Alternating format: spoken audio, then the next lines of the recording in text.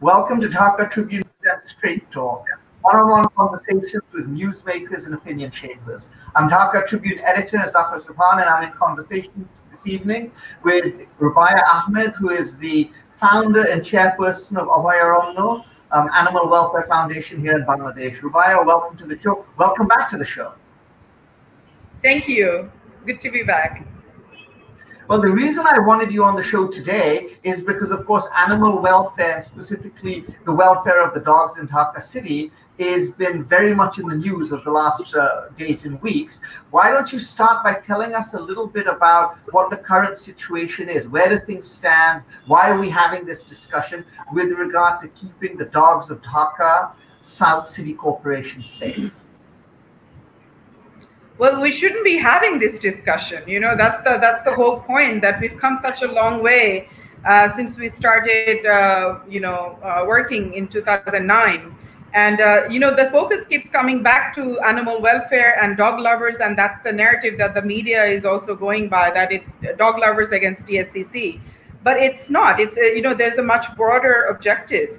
The Ministry of Health revised their National Rabies Prevention Strategy in 2010 and included mass dog vaccination and sterilization. In 2011, they carried out, I believe in 2013, they carried out the first mass dog vaccination campaign in Bangladesh, and that was completely done by the Ministry of Health. Livestock Department has been involved, FAO has been involved. So it's a shame that it's still an animal welfare issue and it's still a dog lovers issue, and it's not. Dhaka dogs, or what happens to them, really doesn't depend on the wishes of the dog lovers or one particular administration. We have a national policy, we have laws in place. Absolutely. And there's been a significant amount of work that's been done. You're aware of the One Health initiative, which is very much blessed by the Bangladesh government. Our Prime Minister personally donated land, to set up the headquarters of One Health initiative. And, so there's a consortium of ministries, and, it's always been looked at as a multi-stakeholder approach. So Obhoyaronno, or the animal welfare organizations, play a really tiny part of it. It just happens to be that we raised our voice, but looking, today I had a funny idea that, what if we didn't speak up? What if we just let DSCC continue with the relocation and see what happens? Because it's very obvious that they don't have any clear strategy. It's not actually good for anyone. You see, I mean, if you're moving dogs from one place and you're moving them just outside of Dhaka, well, that just creates a new problem, doesn't it? Yes, and it's been talked about so much, and it's a shame that we have to start that discussion from scratch again, because we were under the impression that the government, that the people of Bangladesh pretty much understand that relocating or culling or displacing dogs would eventually pose a threat to their own public health, because these dogs that have been vaccinated by the Ministry of Health work as soldiers against rabies. Once you move them or remove them, you're potentially exposing that entire area to the threats of rabies. That's rabies 101. I think what backs up what you're saying is the fact that this is only really happening in Dhaka South. Dhaka North is not doing this. So, there's obviously no coordination there. Yes, and we keep hearing that that DSCC, wants a dog-free Dhaka. But you can't really have dog-free Dhaka. Your jurisdiction is only Dhaka South. So let's say, hypothetically speaking, you end up removing 30,000 dogs and dump them somewhere. Dhaka North dogs will come and occupy the place. Okay, you get rid of Dhaka North dogs, Tongi dogs will come and occupy the place. So unless you have a massive sterilization program throughout Bangladesh at the same time for the next 6 years, and you do nothing else, you're not going to have a dog-free Dhaka anytime soon. So, and they don't have a clear strategy. The mayor himself said that there's no way we can move all these dogs. So what is it that they're trying to do? Let's say we didn't intervene. Let's say we didn't press. What would be their course of action? They haven't been able to share any strategy for removing or not removing dogs. No, it's quite clear that they don't have a well thought out strategy at all. No question. They don't. And they keep bringing it back to the dog lovers, and this narrative that they keep feeding, that it's dog lovers, dog lovers. Forget the dog lovers. Why aren't you answerable to the Ministry of Health? Why aren't you answerable to the Ministry of Livestock? They've invested crores and crores of taka to make Bangladesh a rabies-free country. There is a goal, there's a specific goal that Bangladesh will be rabies-free by 2030. And yesterday in our meeting, Dr. Nitish Chandra, who's the convener of One Health Bangladesh, said that nowhere in no strategy of Bangladesh or anywhere in the world does it say that you have to dislocate or displace dogs to remove, this is the thing. I mean, this is one of the areas in which we can learn a lot by what's happened elsewhere, by looking at the example and the experience of other countries. We really don't have to reinvent the wheel here. It's not as though, this is a policy which we don't know what the impact is going to be. There's a lot of research, there's a lot of experience, there's a lot of literature out there. Everyone knows.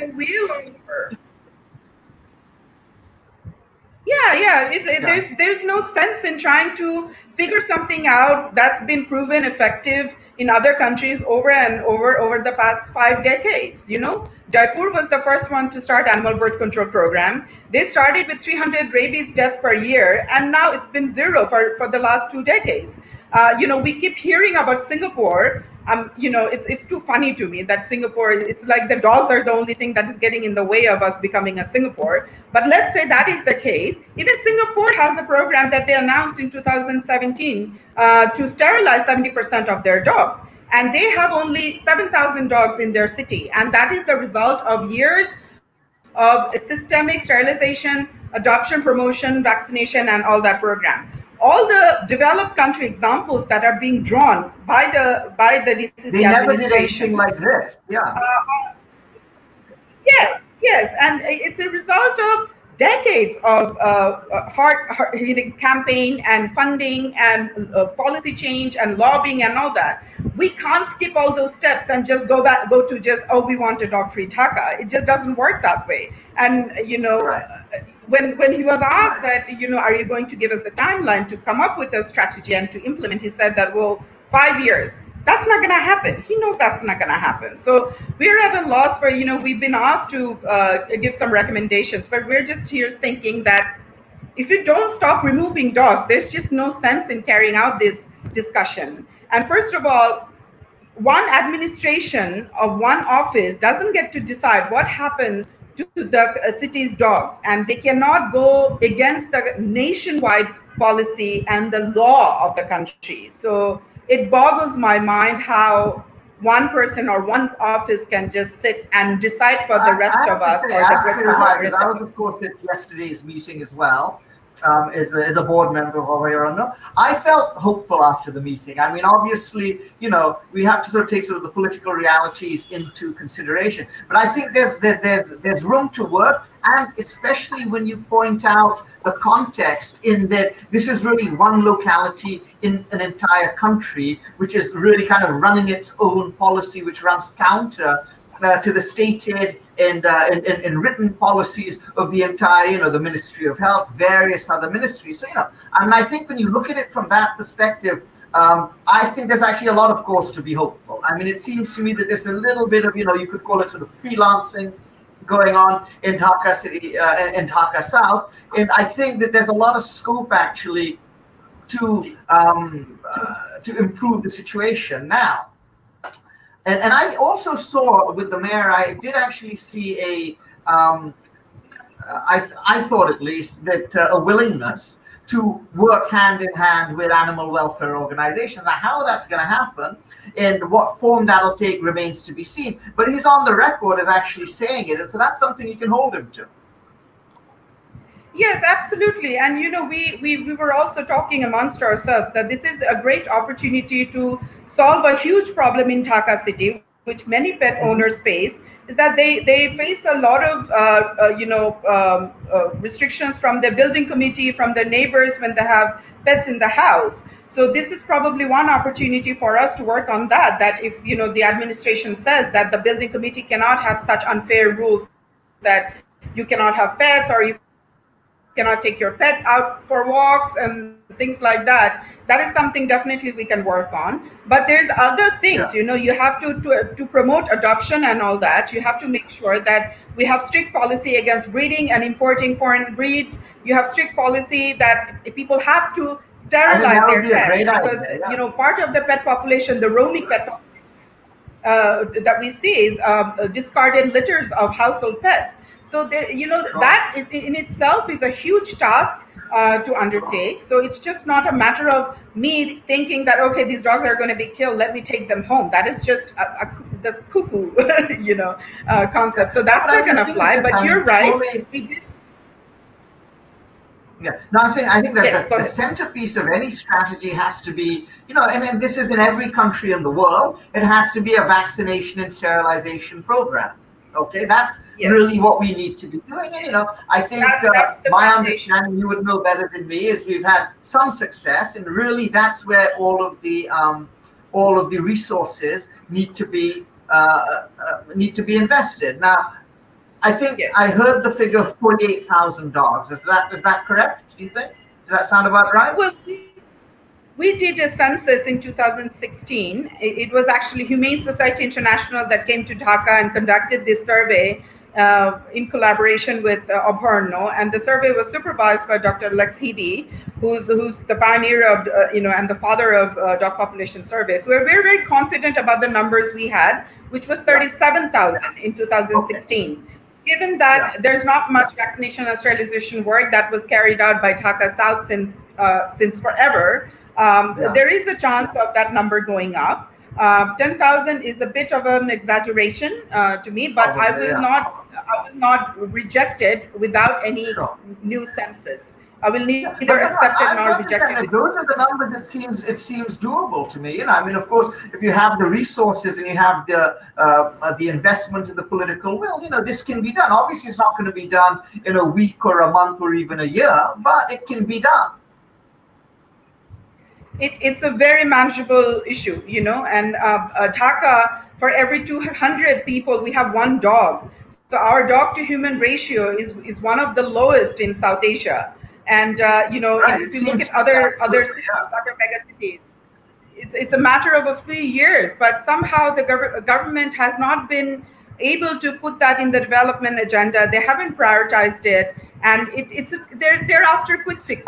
They're after a great deal of money either. I mean, you know, because the thing is this, I mean, like I said, let's say we sympathize with the mayor's goal. The mayor says that, okay, I don't want there to be stray dogs in the streets of Dhaka. Okay, all right, you know, so that's, you know, I think that's a non-negotiable position on his part. Fair enough. But then you also have to say, okay, so how do we get there? There's many ways to get there, and then you also have to be realistic about it. You know, obviously, if you're starting from this position today, it's not going to be, you're going to have a stray dog free Dhaka next year. You know, maybe you can have a 10-year horizon.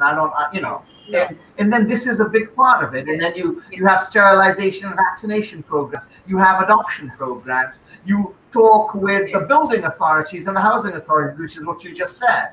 You know, I think, you know, if that's the goal, okay, you know, that can be done. And of course, it has to be accomplished within the framework of the existing laws as well. But, you know, I think that's a goal, you know, we can, you know, whether people agree or disagree with it, you know, there's certain things which you can say, okay, as the mayor of a city, you know, the mayor is empowered to declare certain goals, certain targets, certain ideas. Okay, fine. Then how we go about that is something which is done with the cooperation and communication with all these other stakeholders.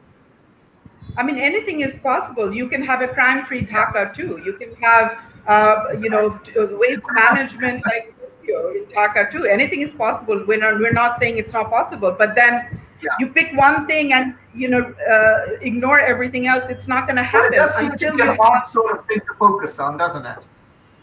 Yes, absolutely. And, you know, waste management is a huge part of it. And the density of Dhaka population contributes greatly to the dog population. So all these indicators and, you know, all these little things that need, and I applaud the mayor because he's trying to streamline the waste management. And this is something that he needs to understand, that as while he streamlines his waste management, with that, the dog population will go down on its own. And if we do sterilization vaccination program, in addition to that, then you are looking at another drop in. You have to allow the time for the existing dogs to live out their span. Right. And then and I you think that would see be a drop in the great. population in about 6-7 And you're right. I mean, honestly, by no definition of the term, if I look at the population of Dhaka, does Dhaka appear overpopulated with dogs? I mean, it's actually a fairly modest population, given the fact that we're a city of over, I don't know, 15, 20 million people. That's a rather few number of dogs, all things considered. Yes. I actually also have to say that in the context of Bangladesh, you mentioned that, we'll try and get building owners to change their tune and stuff. My sense is that for a lot of Bangladeshis, because, nowadays we're more and more living in flats. And, and especially if you're middle class, there may not be that much room. And it's difficult to keep a dog in good conditions in a flat. Yes. So I think actually having these dogs out there, community dogs, neighborhood dogs, is actually not a bad idea, because it allows people to have pets, but in a way which is commensurate with with their circumstances. I think a lot of people who do take care of neighborhood pets, let's say in the Dhaka, in all areas you see this, is because it wouldn't really be possible for them to actually take a pet into their home. Not everyone can actually do that. I mean, do you think that's fair? If a community doesn't tolerate dogs on the street, how the hell were they gonna tolerate dogs inside their building or inside their house? That's just that's not gonna happen. You're talking about religious stigma. You're talking about not being able to take your dogs out for walks.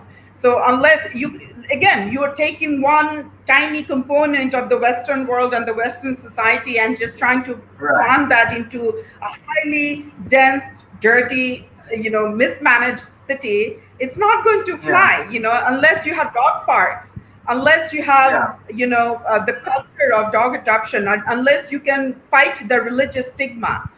You cannot just. The other thing which I would suggest is another frame through which to look at this, which also it seems to me is not being, is being obscured in this debate, is actually really, again, what it comes down to here is communities. Okay, and I think communities should have the right to make their own decisions, because what we saw over the past weeks is we saw, nameless, faceless workers coming from the Dhaka City Corporation and just picking up a community's dog, and the community itself has no say in the matter. So I mean, I think, when we talk about good governance, good city governance, and we talk about, how communities function, you have to empower the individual community to make these decisions and how they deal with it. And almost uniformly, what you're seeing is that the people in the community are extremely chagrined that their dogs are being carried off and treated in this way. You see? Yes, and we have strong reservation against the word bewarish. They keep saying bewarish kukur, bewarish kukur. The word bewarish, if you don't have bewarish trees, if you don't have bewarish kak, if you don't have bewarish chori pakhi, why would you have bewarish? This is the dogs are part of our nature, and we should be so proud of our young people who are taking care of these dogs. They're vaccinating them so the public are safe. They're sterilizing them so they don't overpopulate. Instead of applauding them, you're telling them that take these dogs and keep them in your home if you love them so much. And my concern is not so much what's going to happen to Dhaka South dogs, but the message that it's sending out to the wider population. It validates dog haters. It validates violence. And there's a long-term effect of this, that we're scared that this may be taken the wrong way in other cities of Bangladesh. There may be incidents of dog culling because they may feel that somehow it's okay to do that now. So that's as animal welfare worker, that is my bigger concern. Absolutely a connection. There's absolutely a connection between how we as human beings treat the animals in our midst and how we end up treating one another. There's no doubt that if you allow cruelty to animals, if you allow atrocities and abuse of animals, that is a terrible thing for a society, even if you don't care about animals. Because eventually what's going to happen is it creates this mindset, it creates this ugliness, okay? And it creates, you know, essentially what you will see. And I think, again, the literature, the research on this is not, you know, it's not ambiguous. It's very clear. It's very clear. Cultures and societies which are cruel to animals are cruel to human beings. Yes. And all this literature, they're not primarily written by animal welfare organizations or dog lovers. They're World Health Organization, it's FAO, it's OIE, it's all the people who work with animal health and human health. And you know, another thing that we need to point out is that when we are saying that all these dog lovers need to take their animals home, we're not understanding who these dog lovers are in our city. We're talking about street kids who are feeding these dogs. We're talking about people who themselves have homes. And we know young women who sleep on the street surrounded by dogs. These dogs protect them. Where are they going to take their dogs? And what kind of message are we sending? This is another aspect of the story which I think is absolutely fascinating. And my good friend and colleague Shafiqul Alam has been writing about this. He's the AFP bureau chief here in Bangladesh. And of course, you know, he always manages to put his finger right at the crux of an issue. And what really has fascinated him, and I think is a really remarkable and noteworthy element of this entire movement, if I could call it that, is there's a public perception that, you know, dog loving is very much an elite thing, and that the elites, those who live in Gulshan and Baridhar and Banani, they love dogs, but Shadharan Bangali, Shadharan Nagar though, they don't care, you know, and that this is a very much a class-based discourse. And what's fascinating is that's absolutely not true, and you're seeing that in the protests, that the people who are, you know, and let's talk a little bit about that actually, because to me that's to me, I think, an under-remarked part of this phenomenon.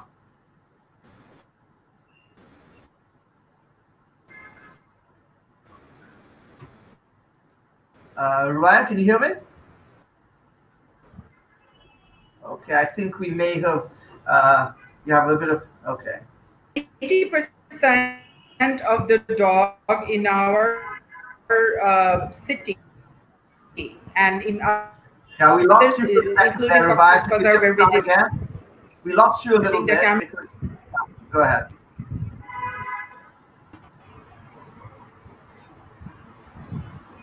Are we back? Start again because we lost you for a little bit. So just start from the start. Let's talk a little bit about, you know, the fact that it's, you know, it's middle class, working class, even, you know, people absolutely at the bottom of the social pyramid who are caring and taking care of these dogs and who are really part of this movement. Yes. And, you know, this has been my experience from the get-go. In the last 10 years, I would say 80% of the ambassadors for Dhaka dogs have been from, you know, the working class and people who are even homeless. You know, I was drawing an example of these kids in Robindra Sarovar, and I've literally seen them grow up. I've known them for 10 years, and since they were 6-7 years old, before this program even started, they would go and fetch food from the nearby community center and feed a few dozen dogs. And then when we started our program and we started advocating for vaccination and sterilization, these kids would bring these dogs to our clinic and say, can you make my dog poison free? Bish bir kore den, meaning, you know, that's their way of saying vaccinate my dogs. And, you know, there's so many of these people, so many of these beggars. I know at least a few dozen beggars in Dhaka city who keep cats and dogs and who share their little bit of bread, little bit of rice with them. And just imagine that, you know, this is their only companion, and taking them away just because they don't have a home or because they don't fit into the narrative of the dog lovers and pet owners in Dhaka city. It just goes to show how our lack of understanding of who it is that we are talking to, who it is that we are working with, who the Dhaka city dwellers are. Dhaka city is comprised of people from all right. I mean, I think what was behind this policy when it was first perhaps formulated is they actually really had no idea. You know, probably I can't imagine it got too much debate, they're like, oh yeah, who's gonna care about this? They're just a few elite class people, or the mind you know. And then now Yes. they're suddenly finding out that that is a massive, actually, misperception of what the issue is. Can you tell me a little bit about what do you see in terms of animal welfare and how people relate to animals outside of Dhaka, outside of in cities outside of Dhaka, and of course in the villages and towns? Because I would actually suspect that that everywhere you go in Bangladesh, because we're still very close to the soil. I mean, 50% of the population are still making their lives, their livelihoods from agriculture. If that's your life, then of course animals are a big part of your life. Yes, of course. And you have animals that have economic value, such as your livestock and cattle and goats and chickens. And then you have animals that have no economic value, such as cats and dogs. But in an average household in Bangladesh, if you go to a village, you will see that cats, but it's not in people's radar. Of course, they don't necessarily have names. They don't necessarily know about vaccination and sterilization, but they do share their food with the household cat and dog. Whereas the cows and goats would probably get a different kind of treatment because they fetch you milk and other things. So it's not in people's radar in the way that it is in the cities. In some ways, I see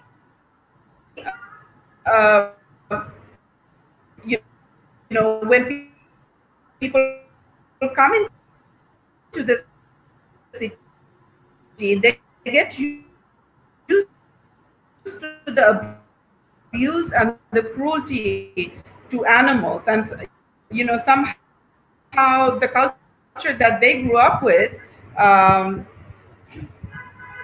Well, that's exactly right. You see, I mean, I think if we look at our rural culture, there's a lot of that which we lose when we. I don't know if you can hear me now, but a lot of our rural culture, the good things about traditional Bangladeshi culture, we kind of lose when we come to the city.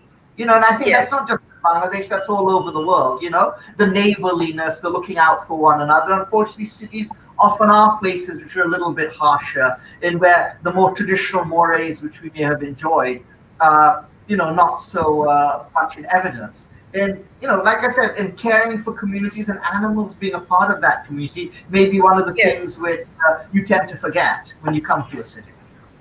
Yes, yes.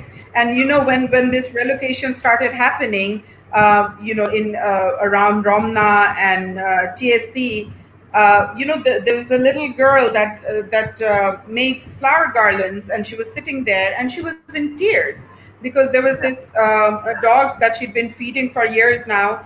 And it's horrible because when the DSCC staff came, they told the girl that they're taking the dog away to vaccinate it.